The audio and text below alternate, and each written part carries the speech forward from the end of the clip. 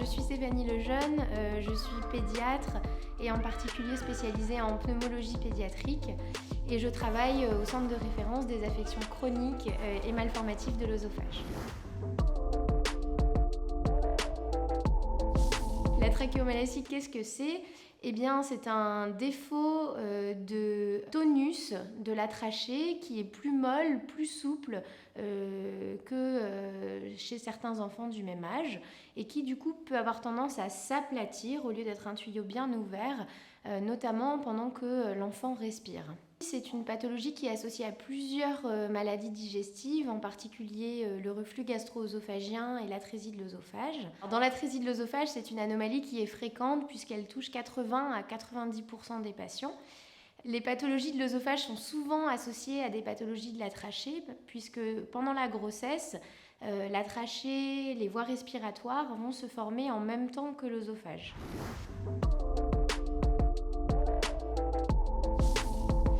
Alors, au quotidien, la trachéomalacie elle peut se manifester chez certains enfants par différents symptômes respiratoires.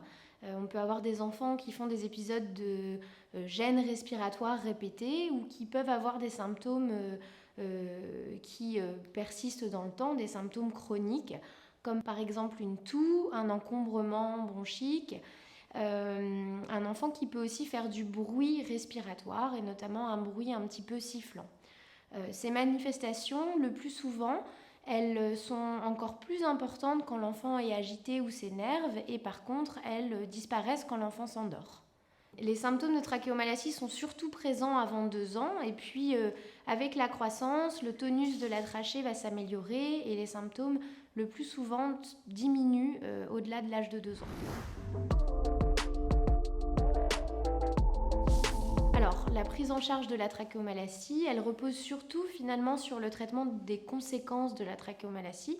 Donc, par exemple, l'enfant peut facilement s'encombrer, donc on va l'aider pour se désencombrer par des séances de kinésithérapie respiratoire. On va par exemple prescrire des antibiotiques lorsqu'il y a des infections respiratoires.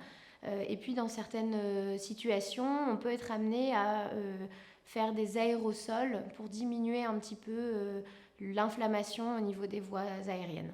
Le dernier point du traitement, c'est que les enfants étant plus fragiles sur le plan respiratoire, il faut bien les protéger contre les infections.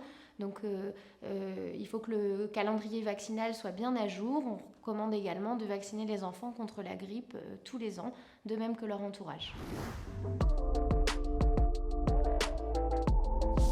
En conclusion, la trachéomalacie est une pathologie fréquemment associée à des anomalies de l'œsophage et dans certaines situations, elle nécessite donc un suivi spécialisé par un médecin pédiatre pneumologue.